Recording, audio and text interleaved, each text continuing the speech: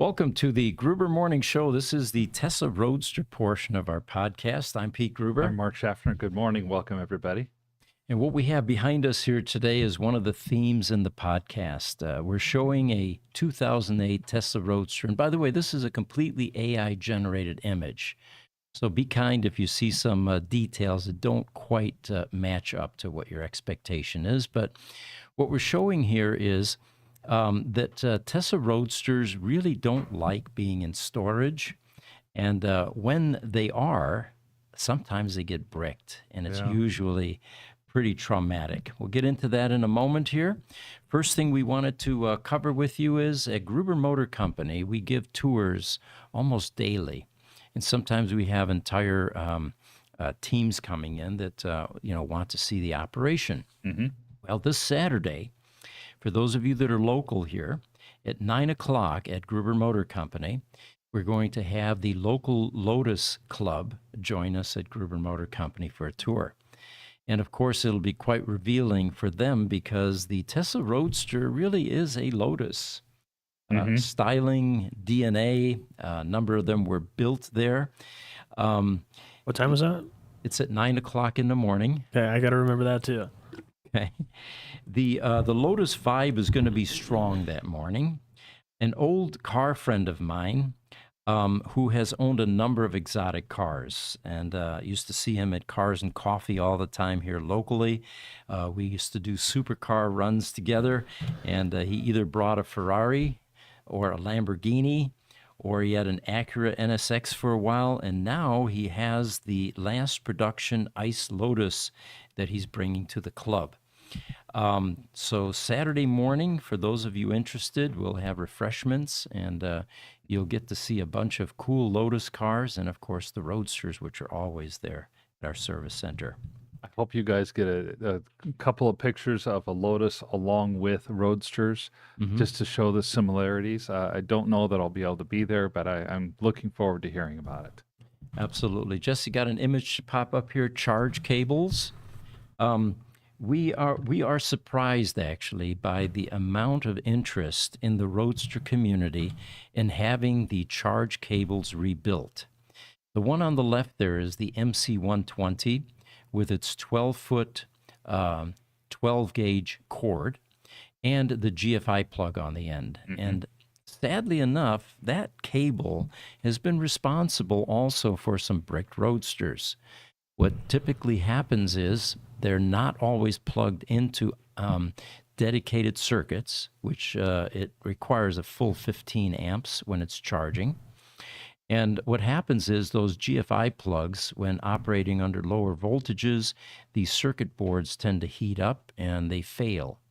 And they may fail while you're on vacation with your charge cable plugged in, hoping that you're getting a charge while you're gone, and you come back to a brick Roadster. So what we end up doing with that yellow charge cable, we put a 25-foot cord on that, and we put a 10-gauge cord on it, which is good for 30 amps versus the 20 amps that you had with a 12-gauge cord. And we get rid of that GFI plug, which is really no longer necessary. So you end up with a much more robust MC120 charge cable, and it's been a very popular upgrade. We also rebuild the proprietary Tesla charge connector, and what you end up with is something that's quite a bit better than what you had before. We also repair the MC240 charge cables, which is the one to the right. The piece that's in the molded into the cable on the right there is where the contactor is housed, and that we don't repair because it's potted. Fundamentally, you've got a bunch of tar in there, and in order to get at anything, you have to do an archaeological dig. But sometimes the problems are in all of the AC plug socket combinations that you see there, and those are quite repairable. We even had one customer that drove over that cable and put a bunch of cut marks into the MC240 cable there, and we were able to repair that as well. So if you have any charge cables that need repair or wall mount chargers with your Tesla Roadster, feel free to send those to us, and we will rebuild and repair those for you. What was he driving over that cable? What, it was sitting in a bunch of sharp rocks or something? Well, we never did find out, but it almost looked like maybe a lawnmower was turned on and went over the cable and caught the blade, caught some of the. Okay, okay. Yeah, it's hard to predict. All right. And by the way, the guy that repairs those in our service center has gotten very good. Nick, he's the one that builds the battle bots, the robots. Bright young man from the Arizona State University. He's one of our engineering interns, and he has famously been repairing these charge cables and rebuilding them. Hopefully we can get Nick to eventually get us some video of his BattleBot. I heard that it was very loud and pretty intimidating, honestly. It was, and he won first place, by the way, went to San Jose. His BattleBot weighs 240 pounds, so we had to unload it with a forklift when he brought it by Gruber Motor Company. Okay. And when he fired it up, there is a round steel, hardened steel drum on the front that weighs 75 pounds. It has 3 teeth on it, and this thing begins to spin. And when it starts to spin, it goes up to 11,000 RPMs. Wow. Which makes the ground vibrate. It was on concrete, and you could feel it. And we just all instinctively backed away from this thing as it was winding up. And thinking about, what is this going to do in the competition to some robot that's coming over with a hammer or a flamethrower or whatever else or the flipper type things, right? Well, they showed the video, and I'm going to bring it the next time so that you guys can see how this BattleBot just destroyed the competition. Oh, please do. But it actually took another 200 and something pound robot, BattleBot, flipped it up in the air about 8 feet or so. It flipped around and landed on its back. Then it righted itself and it came back for more, somehow survived. And Nick's bot just destroyed it. And then at the end of this was really humorous. He's clearly the victor because his opponent now is off in the corner in flames. Okay. So Nick's in the middle with his bot, and it does a happy dance. So we'll bring that video. I think you're going to enjoy it. But the whole point here is we have very talented people over at Gruber Motor Company, and Nick is one of those rising stars in our organization. We have another image here. If we can pop up, where is it here? VIN 108, Jesse. We have Roadsters leaving every day, every few days. Mm-hmm. And this was one that really was remarkable. It just left this morning. This is VIN number 108. So it's a 1.5 series. And this one was in our shop for a good year and a half or so. We don't usually take that long to repair Roadsters, but this one came from another shop. And it had a blown PEM, which also took out the DC to DC converter in the main battery pack, since it feeds 12 volts to the PEM. So sometimes if you have carnage inside the power electronics module, it is not isolated just to the PEM. It will migrate into other portions of the car. And the DC to DC converter, also known as the APS unit, is one of those things that it can affect. So we had problems in both, and unfortunately, it was one of the first generation APS units made by Martech. And these units are very difficult to do component level troubleshooting. Back in the day when they made those, they weren't concerned about doing component level. If something went wrong, they went on the shelf and they pulled another Martech unit and put it into that ESS pack. Yeah, those were designed to be throwaway units, weren't they? Exactly. They weren't designed to be repaired. Yeah. And that's painfully evident when you open one up, because what you have is a bunch of potting compound that is covering a bunch of key components, even transformers, MOSFETs. And the reason for that potting compound is for thermal management. Sure. So jump forward now 10, 16 years or whatever, and we now have problems in these units without any kind of recourse, because these were proprietary custom made. That's not an off-the-shelf product. And in order to have them remade, it's going to be an extraordinarily high minimum order quantity. So no one in the independent space or even Tesla is interested in having this product recreated. So the only option is to repair it. So we ended up doing the archaeological dig, and between the PIM and this MarTech unit, it took quite some time to isolate all of the problems and to repair the traces and to replace and identify all the components. But we're happy to report that VIN 108 is now back on the road. In fact, not only that, but it actually sold. The original owner sold this, and 108 is now going to the new owner in Colorado. I know that our new owner in Colorado is super excited about his new Roadster coming soon. I know you were heavily involved because it was one of those cases where we had it listed on our free Roadster matchmaking site, and the seller also availed themselves of our free escrow service, which is something that is handled by accounting and Mark's team. That's true. It's a fairly easy process, and we just help. It just helps to facilitate things, because in so many cases, when a Roadster seller and a Roadster buyer want to get together, they're both in different states. And how do you how do you send a car and then somebody send cash if you have no recourse? And then and the vice versa is also true. How would you send cash and hope that one day you get a car when you really have no recourse once the cash is sent? We become that middleman, and it makes a much more seamless process. And did I insert the right description? Free escrow service. That's Everything right. It is about free. Our Roadster matchmaking site is absolutely free. No charges for anything, and customers love it. It's we have no competition because there is no free anywhere else like this. No, not on a service like this. I think we have another image here, Jesse. CAC Old is the image we'd like to pop up here. There we go. Actually, CAC New. I was gonna say there's two CAC olds. Oh, CAC New. yeah. Let's do CAC New. Okay, there you go. Nope, that's not it. Sorry about that. It is CAC Old. There we go. So the reason we're popping up a calculated amp hour capacity screen here from a Tesla Roadster is we had a customer that had their car here last year and was interested whether there was any calculated amp hour capacity degradation. And they emailed and said, do you by chance have any kind of data about what the CAC was when the car was in your service center? Well, the answer is yes.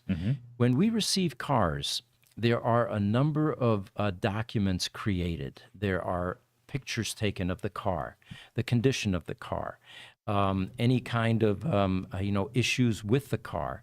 We also take a complete backup of the VMS, which just in case something were to happen, we're able to restore. And we keep those for the customers for future. Sometimes the VMS loses its mind. Yes. And when it does, you may just need a firmware reload, and we happen to have and store all of that for you. And one of the things that we do is we take a picture of the CAC. Well, the CAC at the time the car was here was 130.78. You can see it in the upper left-hand corner there. And if we go to CAC, there are two. The other CAC Old, Jesse. How can we have two? Oh, different file types. That's One's a why we look at it. JPEG, one's a PNG. Okay, so it's the PNG one we want to go to. And what we're able to see now is that the CAC dropped mildly, inconsequential. But again, any of you interested, we're at 129.9 now compared to the 130.78, which is a perfectly normal decline in calculated amp hour capacity. So this customer was quite pleased that we keep the kind of records that we do, and we were able to accommodate them. Got a bunch of questions coming up in here. We do. We have on Instagram, Wincha Mean has joined us. And first, welcome. Good morning. Glad to have you on Instagram and glad that you're able to see our backgrounds. What does it take to get a job at Gruber Motor Company? Send your resume. ev@gruber.com. We are always looking for talented, passionate people with some experience or not. If it's in automotive, we will train, and would love to take a look at your skills and your resume and see if there's a fit. I think, didn't one of our technicians come as a result of them sending a resume because of watching our podcast? Was that Brad? Brad Yeah, Luchek. that's right, Brad. Yeah. Yeah, he's one of our top engineers now. He's a very valuable member of the team. Instagram. Mugalu the car guy says, we love your work and would like to give some insight on how to make high voltage workshop in Africa. Okay. Well, our suggestion there is stay active on our YouTube channel. We post so many shorts and videos, how our GMC service center is evolving. And what we realized early on, it truly is the auto shop of the future. And since auto shops are all going to migrate to repairing electric vehicles, and we were one of the first ones there, at least in the independent space, this is a great place to hang out because we've had a lot of opportunities to improve and expand and grow our EV service capability. And we love to share. Mhm. Highlander in Muskegon, or Highlander has joined us, and he has a couple comments. His first, Muskegon, Michigan, Father's Day weekend. It's an all-electric vehicle event with everyone invited. To stay on topic, there will be a Roadster there too. And Highlander, thanks for reminding us of that again. Right. And another reminder, which we didn't do in the last show, was let's not forget to mention Austria with the Roadsters there in Europe. Yes, in Flachau, Austria, in 2 weeks, the 24th and 5th, there will be a Tesla takeover event. Flachau is just outside of Salzburg, Austria. Southern Germany or Bavaria is on the northern border. They're not too far from there. And anyway, I will be there. There will be a lot of workshops. There will be a lot of guest speakers. And they feel that there are going to be 1,000 Teslas there. Who did you say? Bearded Tesla, Tesla Boomer Mama, a couple other big names that are always out there, are big in the community. John Springer, I think, is going to be there. John Springer. What we're not getting this year, and this is the first one in Europe, is May Musk, Elon Musk, or Kimball Musk. But I think that will come as this gains popularity. The Europeans are very much becoming focused on electric vehicles. And with a factory there in Berlin, Germany, making Teslas, it's a foregone conclusion that the passion will quickly ignite there. It definitely will. That's going to be an exciting time. Looking forward to having our podcast that Saturday morning on the 25th, or what will be Saturday late afternoon or evening for you. Yep. For those of you, yes, I'll be there on a Zoom call, and the folks here will be running a podcast, and we'll be able to give updates and answer questions, the things that we normally do, keep you entertained with EV stuff. Definitely. Picture, Jesse, and this one is it starts with 565. Sorry, I didn't name it for you. What we're going to pop up here is there is now, again, a Tesla Roadster at one of the U.S. auction sites. And this is not common. It used to be. We would get at least a dozen per year that you could bid on. Oh, yes. Haven't seen one of these in many, many months, but this is a Glacier Blue. And it is, I'll give you the VIN here in a second. Looks like maybe VIN 829. 829, exactly. It's a 25,000-mile car. It's also a sport roadster. But as you can see in some of the other pictures, if you go to Copart and check this out, there's a bunch of front-end stuff that's in bits and pieces, including the headlight there. But they are saying that this is a runs and drives car. Wow. What that means is that despite what it looks like, you can actually get in this car, turn the key, and drive it a bit. Now, here's some caveats that you have to be very careful about. We know this well because we bought so many Roadsters from Mannheim, IAA, Copart. It looks like a restoration opportunity, but remember, it will need a battery recovery, which means a trip to a shop like ours that recovers battery packs. And you're not going to want to send this to Tesla, because if you're trying to get a battery pack repaired from Tesla, their only option is going to be a $45,000 replacement. So a recovery option like ours is infinitely less expensive. But the reason it's going to need that, even though it's running and driving right now, by the way, you know what they tell you? When you finally bid on this car and you're successful months later after it's been in title jail, and you get your car and it doesn't run and drive, they say, well, it ran and drove when it came in here. And there's some fine print there that says, we're not responsible for what happens to the car while it's been sitting outside in our lot, not being charged and not being tended to. So you're talking about a hard bricked car, Totally. in all likelihood. So anyone who buys this particular car, if it becomes hard bricked, they are probably looking at a $45,000 battery pack. It won't be hard brick depending on the amount of time. What they're not going to do here is charge it for you. We've asked them to do, we've pleaded with them and said, look, this car, the resale is going to be so much better if you're able to demonstrate that you've been taking care of this $45,000 battery. They Sure. say, no, we're not mechanics, and these things sit out in a field somewhere, and there's no electricity there to charge it. Such a travesty. And does this car even have a top on it? Well, I'm getting there too. Yes, it does not. And if you don't see a top and it's sitting outside, and this one is in Oklahoma, you're going to have some weather that's going to affect the interior of this car. So don't count on your leather seats to be pristine. And if it fills up with water, which is unlikely unless you have a really severe, rainstorm, Yeah. you could even have water damage in a car like this. Now, everything that I just told you, of course, is a potential reality. It doesn't mean that we have not bought cars like this, because we're able to recover the battery pack. And a good used battery pack in this market is invaluable because it keeps Roadsters on the road. Right. You also end up with a power electronics module, which is nicely and carefully tucked away underneath that rear trunk cover. And then whatever other parts may be useful in there. The switch pack module underneath the dash, the VMS module underneath the passenger compartment. So there are some usable parts here. But I just want to make sure that the starry-eyed new group of collectors that see this as a easy way for them to get an inexpensive Roadster, and this will probably sell for $55,000. We bought two of them, I think, last year, Yeah. in that price range, in comparable condition. You're going to end up putting quite a bit more money into this car after it's purchased.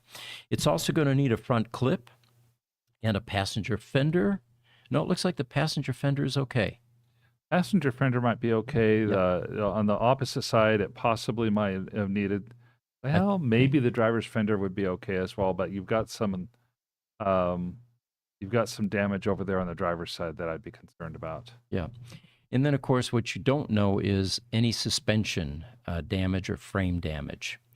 And we do not recommend, putting cars back on the road that have frame damage. Right. So there you have it. That is on Copart currently. There is no completion date yet. It was up to $20,000 the last time we looked at it, which means Wow. absolutely nothing, because the majority, smart money is going to bid toward the end. Yeah, but it seemed like, at least back in the day when we were getting these for $18,000 or $20,000, the early bids would go up to somewhere between $4,000 and maybe as much as $7,000 or $8,000, and then the auction would come close to the end. The smart money comes in. The serious bidders then bid it up. If your casual bidders are already up to $20,000, wow. You're right. It's going to go for $50,000 or $60,000. Yeah, we used to buy these at the close of auction for $15,000 to $20,000. Yeah. But now we have investors that are thinking they're going to get a bargain. So be wary. Any of you that have questions, by the way, feel free to call us. Gruber Motor Company, 800-658-5883. Sound like I'm doing a commercial, don't I? Yeah. If you want to reach me directly, extension 207. And I'd be more than happy to run through some of the pitfalls with a car like this, or some of the benefits, because both are available. have another picture to pop up here, Jesse. It's called VIN 145 Bring a Trailer Sale.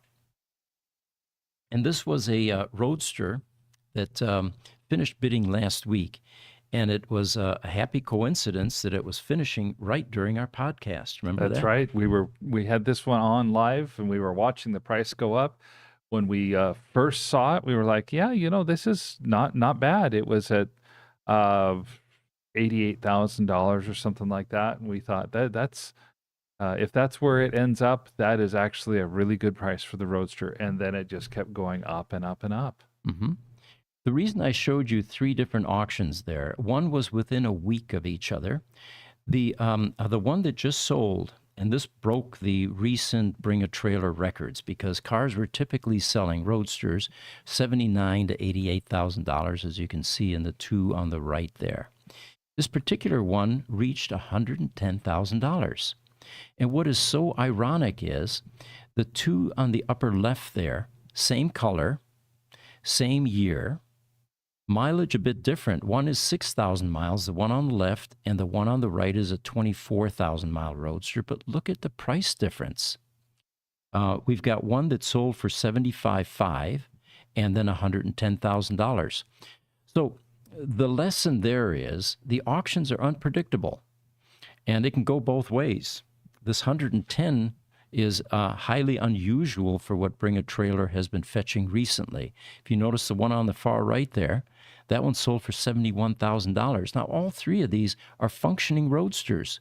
There is nothing wrong with them. There's deferred maintenance in all of them, of course. Suspension, the PEM needs to be upgraded, may need tires, that sort of thing. But you can see the price variations.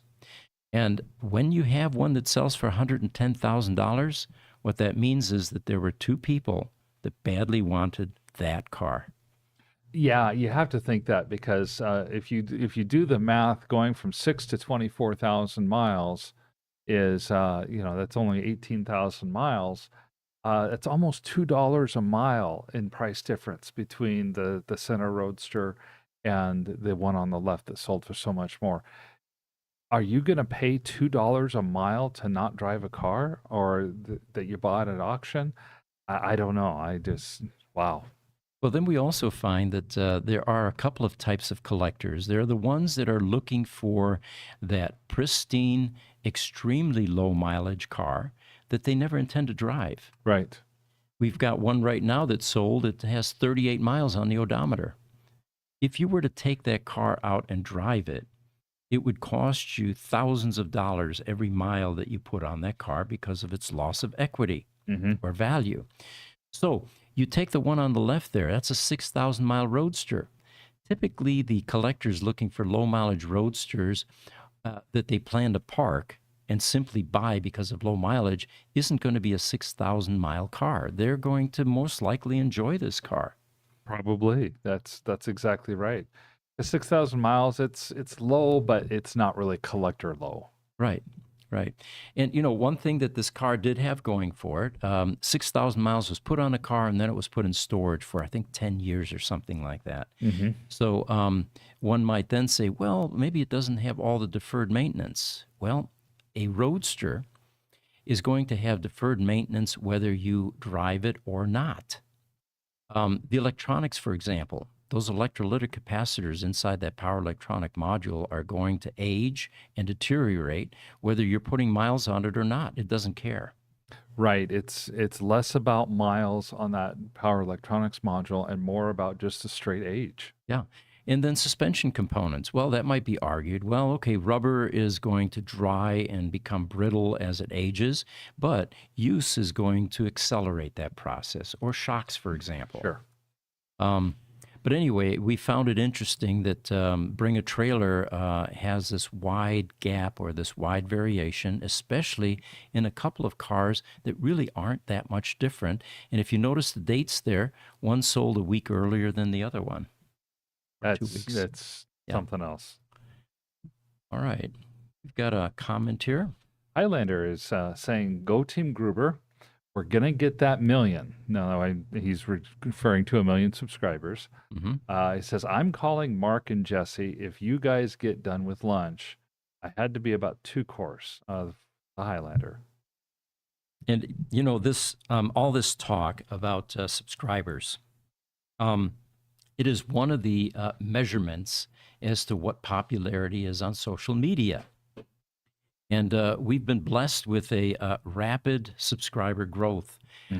Gruber Motor Company currently has just over 450,000 subscribers. And the next goal, of course, is 1 million. And the reason for that is there are trophies that come along the way. When we got to 100,000 subscribers, we got this silver plaque with the YouTube play button. It's a triangular button, in the center. And it is now hanging prominently in my office, but we got 2 more in the meantime for our other divisions, which also crossed over 100,000. So we have 3 of them. Now they're going to leave my office and go into someplace more central, like the front lobby, I suppose. Sure. But that is one of the ways that you keep track what the level of success that your social media efforts have is by the number of subscribers that you have, a subscriber count. All right, I have something else for you here. Look what I'm holding here. This is a Tesla Roadster 2.0 key fob metal portion key. Let me You put gotta that hold over. it in the middle, so Instagram can see there it. we go. And against the black backdrop. By the way, I have a little piece of green screen here. Watch what happens when I put this behind it. Oh, in front of it. There we go. It makes it disappear. Isn't that cool? All right. But anyway, we had a hard time getting key fobs. In fact, I've been saying on this podcast, we even went to Lotus, talked to Matt Windle, who's the plant manager, was there during the Lotus day or the Roadster days and is still there. And he said initially, yeah, we can help you with that. And then after 2 weeks, he said, nope. Tesla took over the key fobs for the Roadster. We weren't involved in that, and we have no idea where they're getting them. These we get from a vendor in the UK, but what just turned up recently is, look at this. This is the 2.0 electronic key fob portion with the push buttons. And I know that some of you out there have lost your little T emblem on that button there. We have located a vendor for these, and if you look, we have a number of these in stock. There's another one of these sheets, by the way, in our inventory. What we haven't done yet is put these out on our e-store. So for those of you looking for the Tesla Roadster 2.0 key fob series, we now have both the metal portion and the fob portion. And what we're working on now is the programming for these so that it can be programmed to your car. I don't want to break off this little tab right here, but if I did, these two would snap together and you would have a standard 2.0 Tesla Roadster key fob. So that's good news. And these kinds of parts come along as we source and as we make calls, and it's a continuous process of searching for Roadster parts, and eventually you hit pay dirt. Yeah, I mean, the key is that we're persistent. We just don't give up. Right. Yeah, and we look until we find. And that, kudos to Ramiro. He is the gentleman who reached out and was able to find those. Oftentimes it's members of the community. It's you guys. The rear view mirror, for example. We struggled with that. We found close replacements, but not quite. And what ended up happening is you had to take the metal mounting tab off of the windshield. You had to heat that up and then take it off and get a strong enough adhesive. What this particular customer found was the original manufacturer, which sold these to a number of different car companies, and it is a direct replacement. It's just like the original Roadster rearview mirror, and the mounting tab fits this new rearview mirror. So if you're interested, the rearview mirrors on the Roadster generally delaminate, and if you look around the frame or the rim of your mirror, you'll see that it's beginning to delaminate, and you've got some roughness there. They're not that expensive, easy to replace. All it takes is a Phillips or I think an Allen head screwdriver, Probably. and you slide it on, tighten it, and you've got a brand new rear view mirror. That's also out on our e-store, but the point there being is it wasn't us that sourced that. It was one of the members of the community. So if you have tips or suggestions, we're more than willing to share these on these podcasts for the community at large. All right.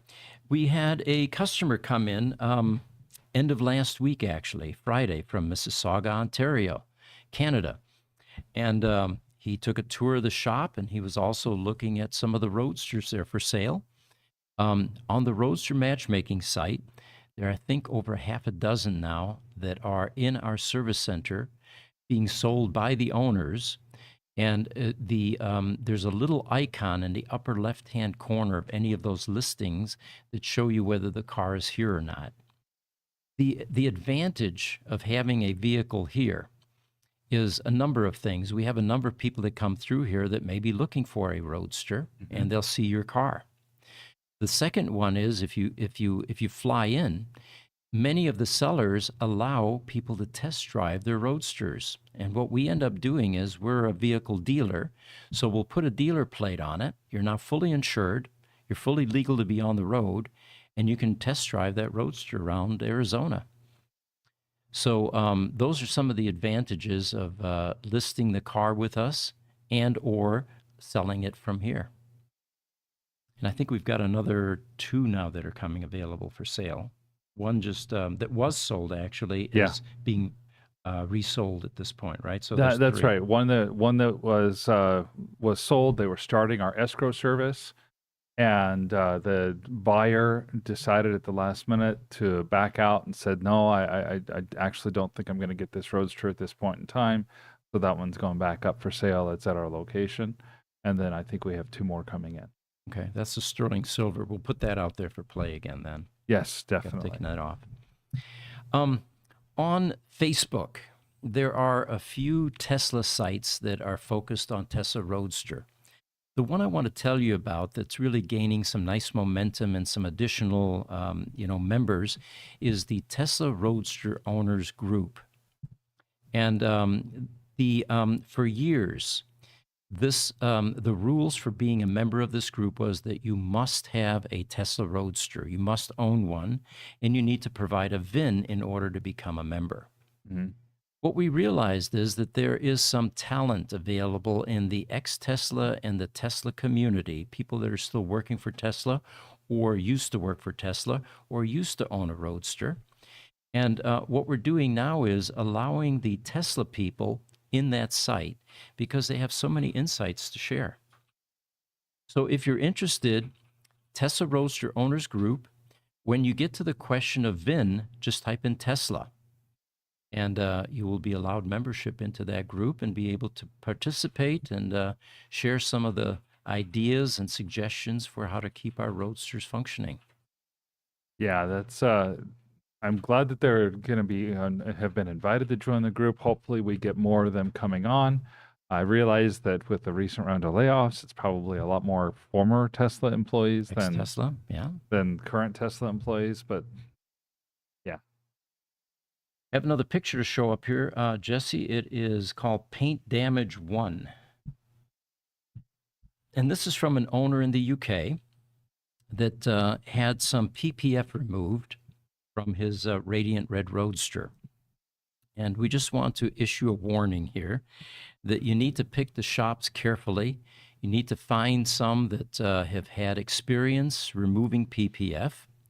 In this particular case, this is what ended up happening to his front hood vane after they removed the PPF. And you can see there's some paint that is actually delaminating and primer showing through.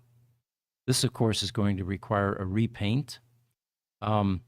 What we're thinking happened here is either the heat gun that was used to soften the adhesive to take the PPF off was a bit too aggressive, or there was a harsh chemical used that did not agree with the paint.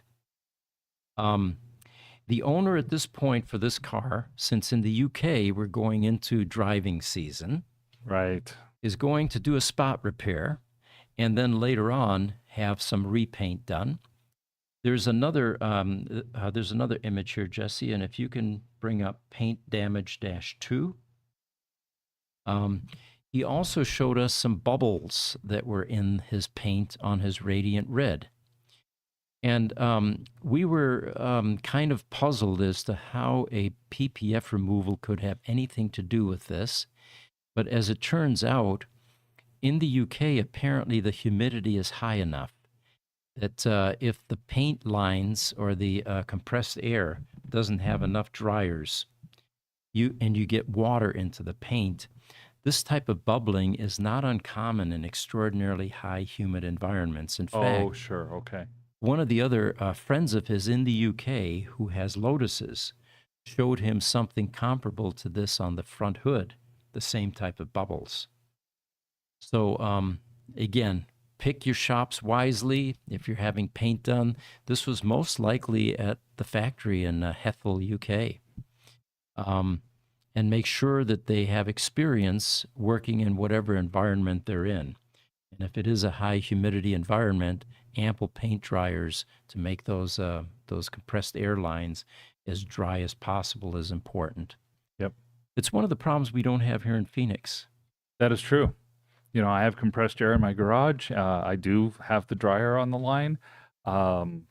Goodness, it's been a couple years, and the little beads are just now starting to turn to the color that they'll need to be replaced. Mm-hmm. And again, it's been a couple years. So the question we were asked is, can we recommend any paint touch-up places? And although we don't use them often, because we go right down to the paint store and have paint blended and matched and all of that, if you're in a pinch and you need either the little a jar that you can dab a rock chip, for example, with, or you want a spray can. The one that we've had reasonably good success with is a website called automotivetouchup.com. It's all one word, and it is a U.S.-based company. They will, and they also have the Tesla Roadster colors on tap. So you'll see names like Racing Green, Fusion Red, Obsidian Black, Metallic, and the color codes that match the Roadster. Having said all of that, the paint control at Tesla during the Roadster days was not perfect. So even though there may be a paint code that they are mixing to, it may not be a perfect match in all cases. It's one of the reasons that we take our stuff down to paint stores and have them actually match. Makes sense.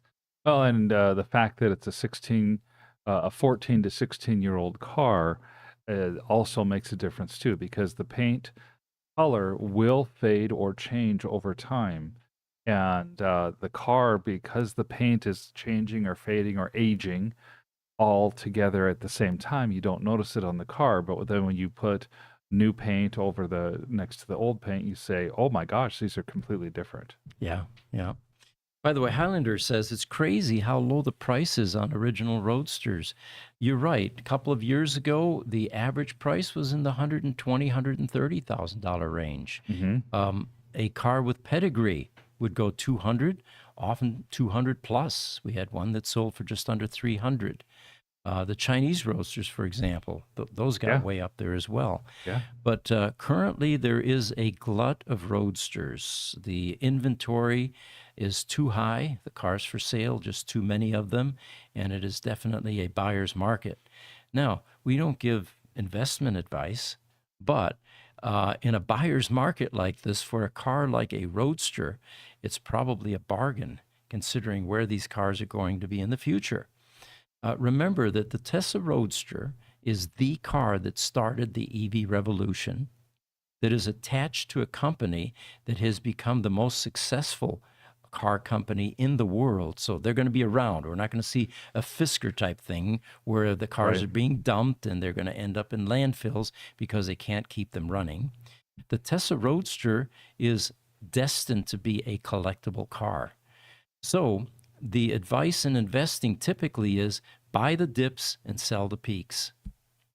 And if Bring a Trailer is any indication, that price might be coming back up. Yeah, yeah.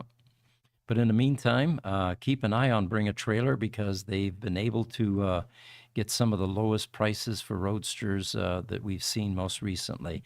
You're not going to see that on the Roadster matchmaking site. That doesn't mean that if the car's out there for $150,000, that is a firm and fast price. You can talk to the owners, which is part of the advantage of selling through our listing service, free listing service, is that we unite you with a seller and both of you hammer out a deal. We're not involved. We're uninvolved completely. Yeah, that's and I'm glad that you said the magic word, free. Yes. And people always second guess that. Well, come on, nothing's free. Where are you making your money? And anyway, it is free.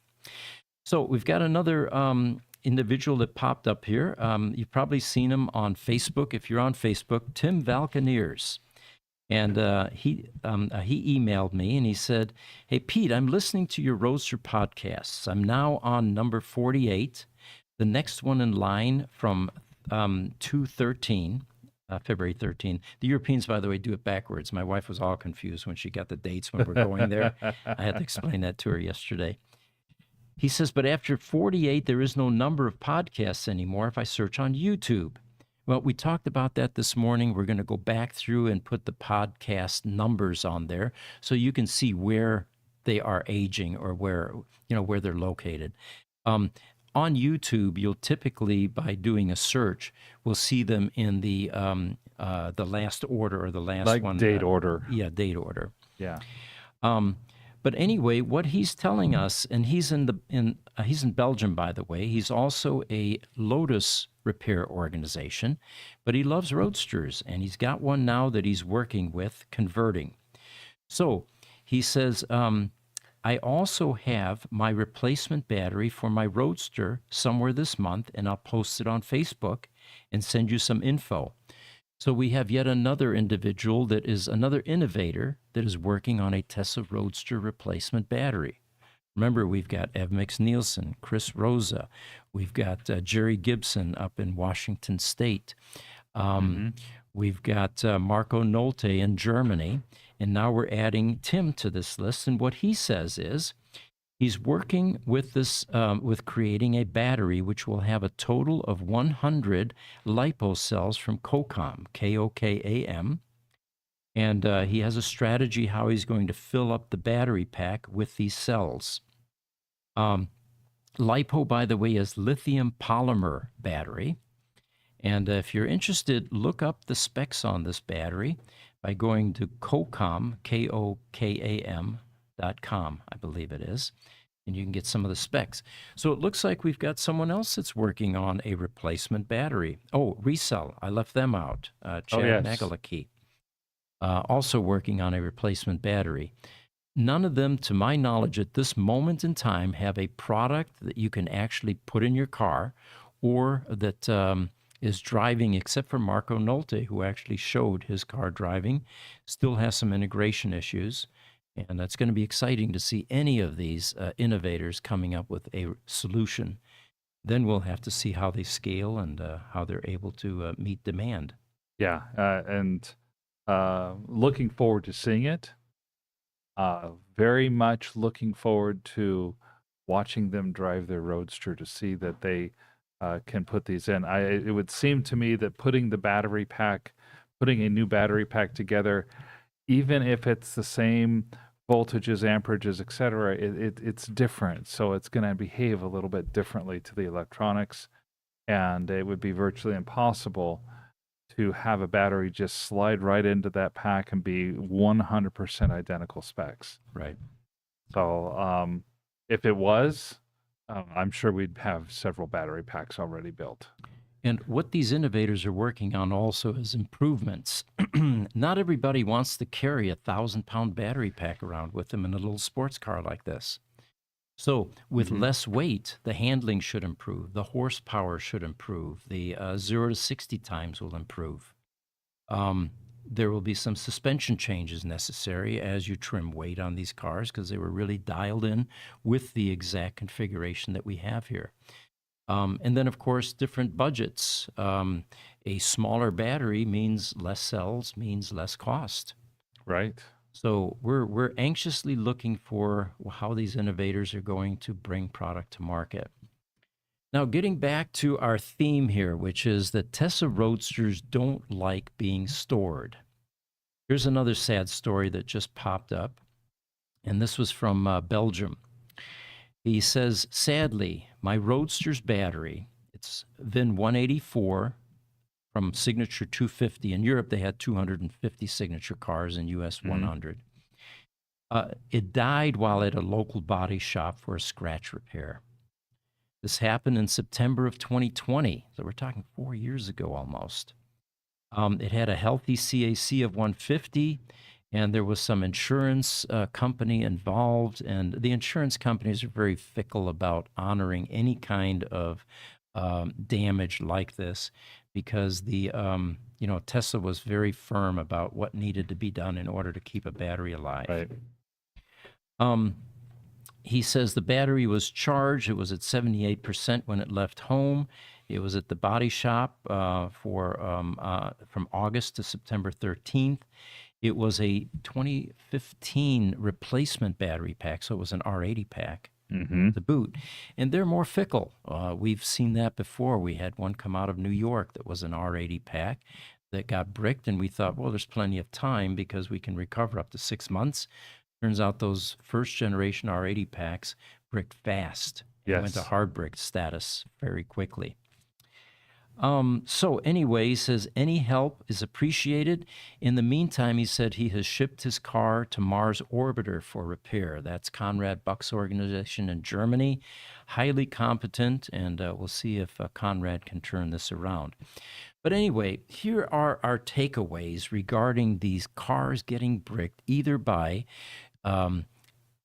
exotic car storage facilities or body shops or paint shops or wherever they're going. Well, museum in one case. A museum, that's right, yes. First thing is, highly recommended, get OVMS in your Roadster. Open Vehicle Management System. We sell them on our e-store. They're not that expensive. It's cheap insurance. What that little black box underneath the passenger compartment, tapping into your VMS in your Roadster will do for you is it will continuously send you life signals about your Roadster to your cell phone.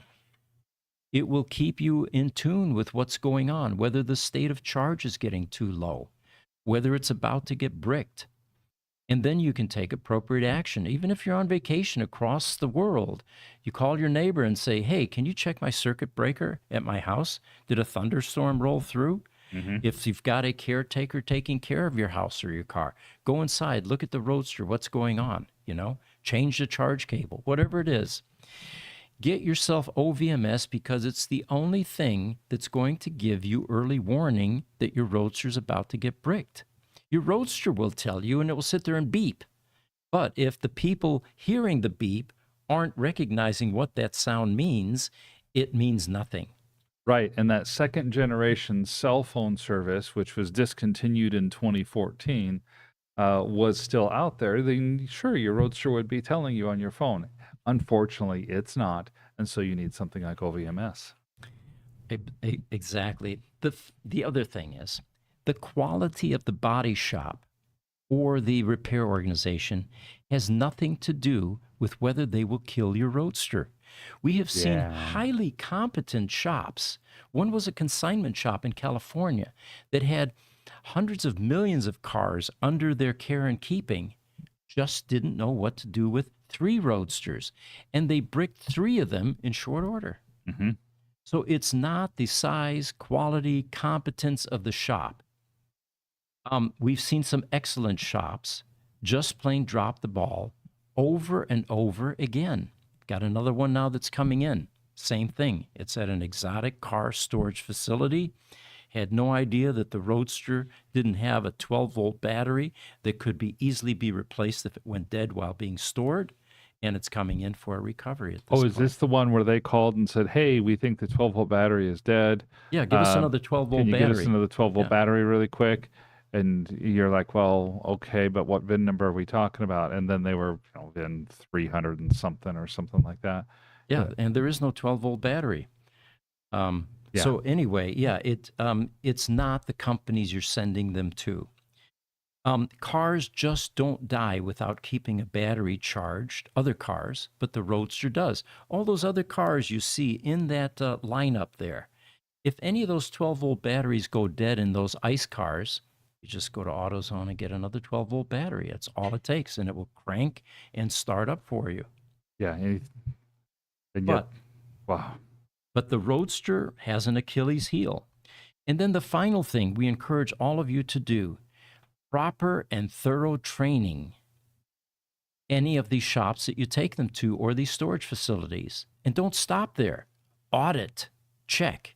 And of course, if you've got OVMS, OVMS will tell you everything you need to know whether they're properly taking care of it or not. Yeah, there's nothing. It would not be hard to do. You drop your car off at a shop on a Friday. They say they're going to do the repair. That next Wednesday or Thursday, drop by. Ask to get the key to your car. Open it up. Guess what? If your car is not being taken care of, your car will have dropped 20 or 30% on its battery. And what was a high charge could be a middle to low charge. What was a low charge could be a dangerously low charge. All right, have another thing, and this is from Facebook as well, and it was to be expected, but someone posted and said, based on all the changes at Tesla, and this was in a Roadster site, it's not hard to connect the dots on the future of the R80 packs when Tesla's flagship superchargers are being spun off. Even less comforting considering people on this forum and their families may be affected. So the implication that a change at Tesla that we've been seeing might affect their willingness to continue to support the first generation Roadster. Right. And of course, this isn't the first time in the history of Roadster that this suspicion has been raised. It's quite common, actually. Yeah. But let me read you some of the comments here after this was posted. Yeah, that. There will be so many consequences to the bull and china shop method of running a business. And of course, that's a dig at Elon. Right. Another one said, Elon's moving on to the next buzzword, artificial intelligence. Well, okay. They've kind of been in that all along, though. I mean, OpenAI, Optimus, the robots. Yeah, the full self-driving. Yeah. Even the brain implants. Yeah. There are a variety of ventures that Tesla has been in, and it's not like there's a new shiny thing that's come along, in my opinion, that is now distracting Tesla. And let's not forget, Tesla is not Elon Musk. I can safely say that. These Gruber companies are not Pete Gruber. Right. There are a number, legions of talented managers and staff and employees that are really creating all the magic in these companies. Right. So I think even if Elon wanted to take some hard, deviation or direction, I'm not sure that he would be allowed to do so. There's a board of directors, there's shareholders, there's of course the SEC. Yep.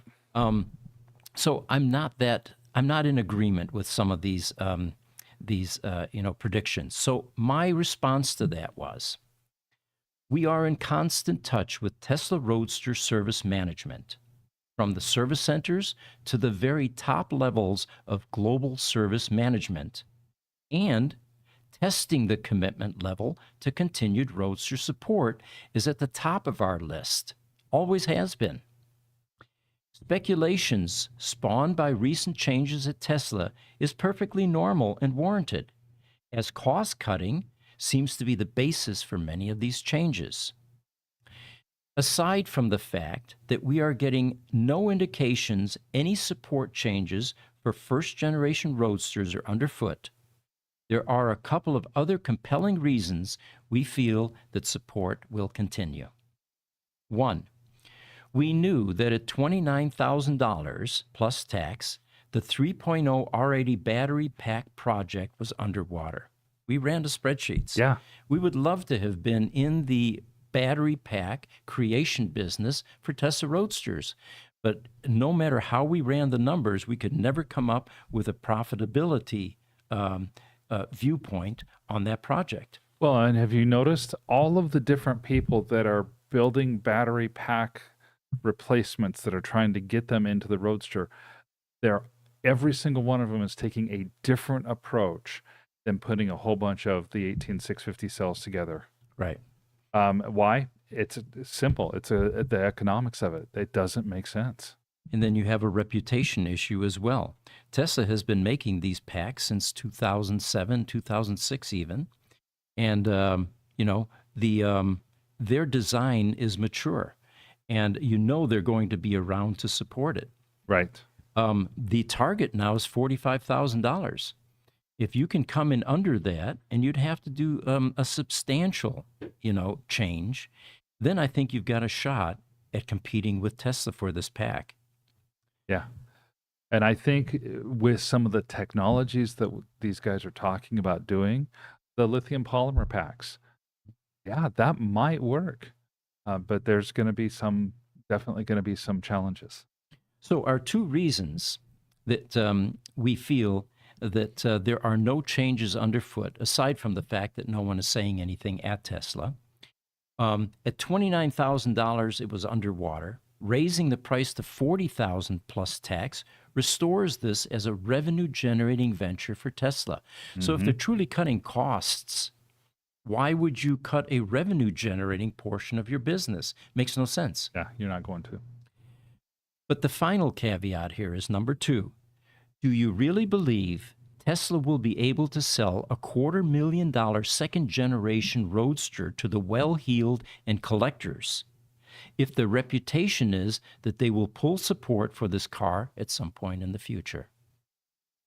And that'd be a foregone conclusion. They did it to the first-generation Roadster.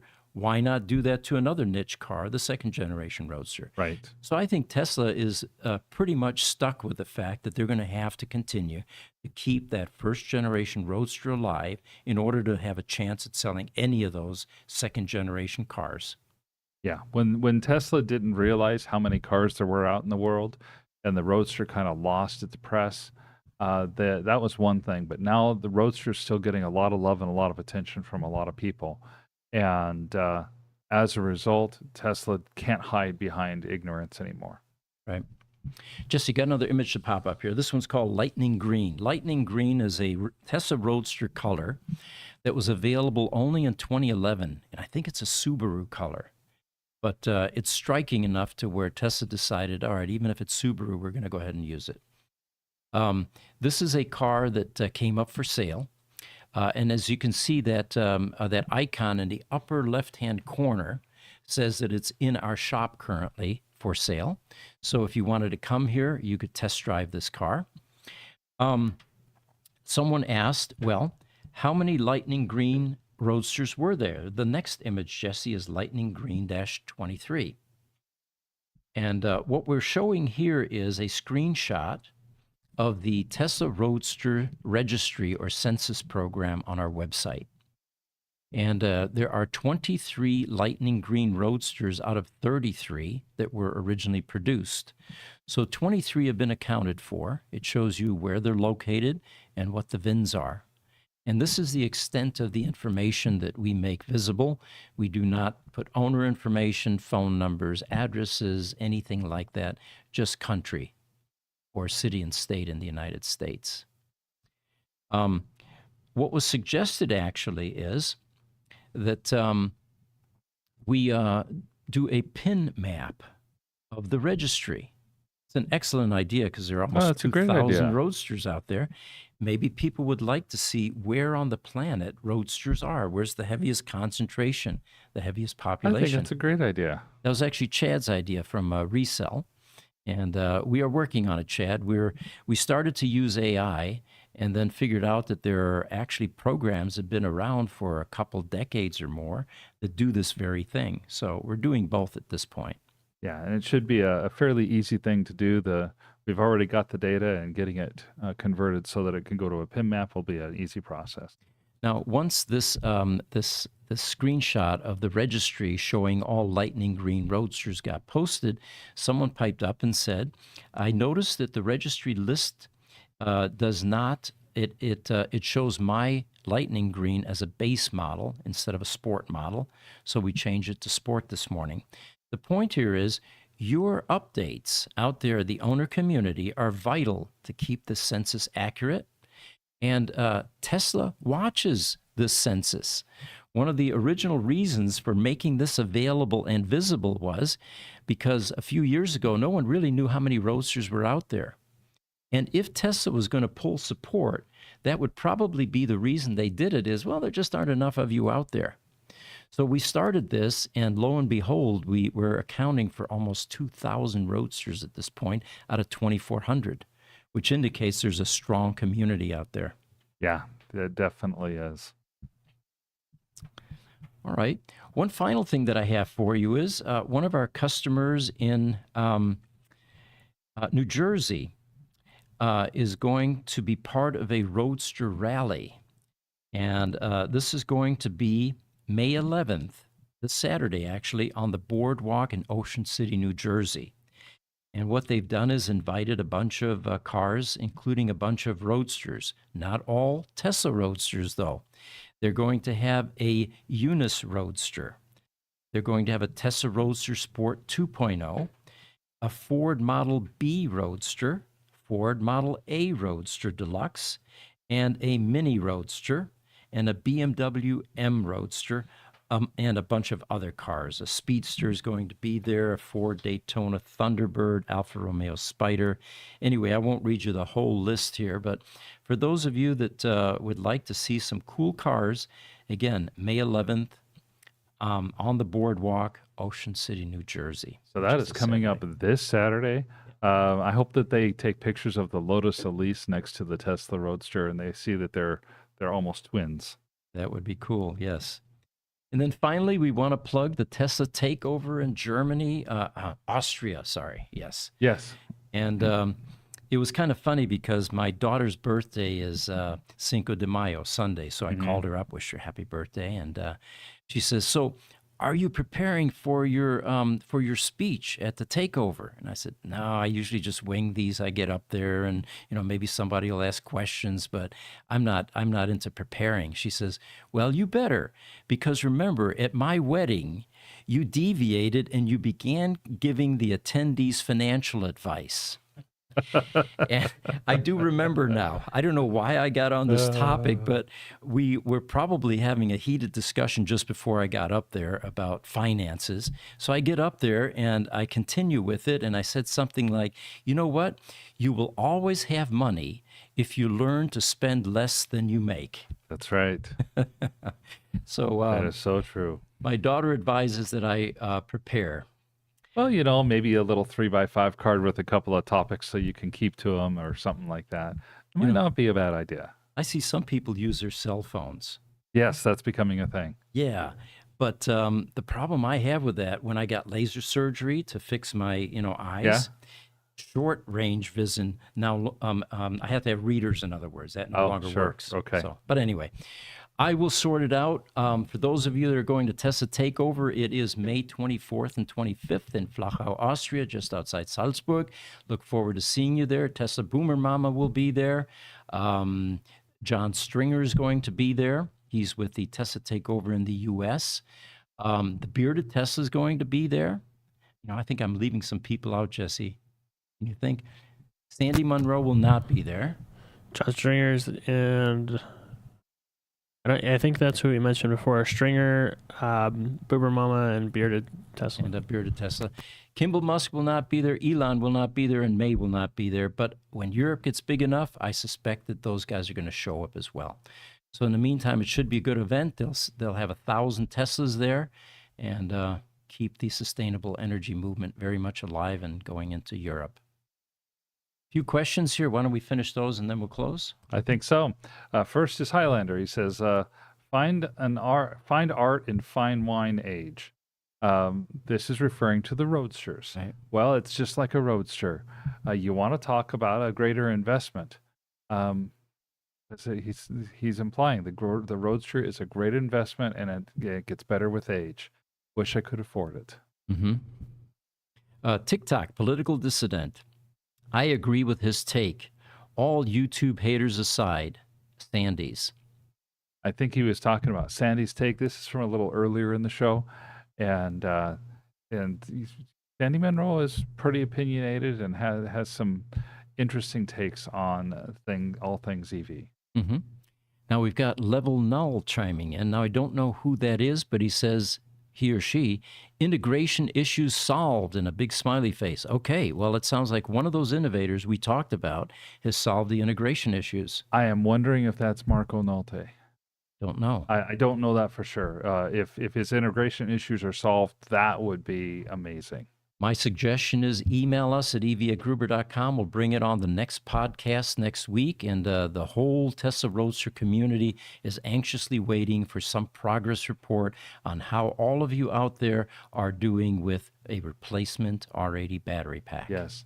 Now, do you remember that picture of the red Roadster that was in storage that you showed? Probably 20 minutes ago. Nikki B saw that and she said, that Roadster looks like it could be Lightning McQueen's cousin. Oh, okay. All right. And, it probably could. That's just about exactly the same color of red as Lightning McQueen was. Yeah. Oh, I do have another update for you guys. Jesse, if we can bring up Bodywork Zero. People are always curious how the Roadsters are being put back on the road and what it takes to get them there.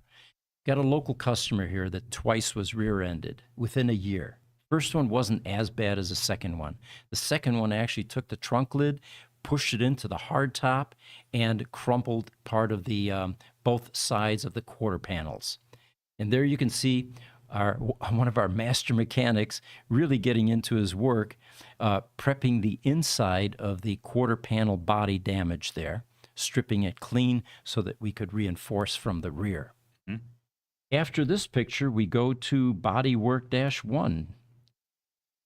And here you can begin to see the type of reinforcement that was done with this quarter panel. These quarter panels, by the way, are no longer in production. They are epoxy to the side of the frame, very difficult to remove. And here we have begun the repair, patching, and reinforcing. And then the final shot that we have for you today, at least, Bodywork-2. Next week, we'll probably have it painted for you. Here is the filler primer and some of the blocking that has been taking place prior to going into paint. The rear deck lid is being replaced, and the hardtop has been repaired.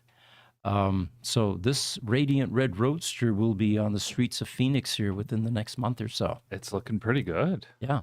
Now, in order to do this type of work, we had to take out the power electronics module, take out the battery pack, but you had to access the inside portions of that quarter panel.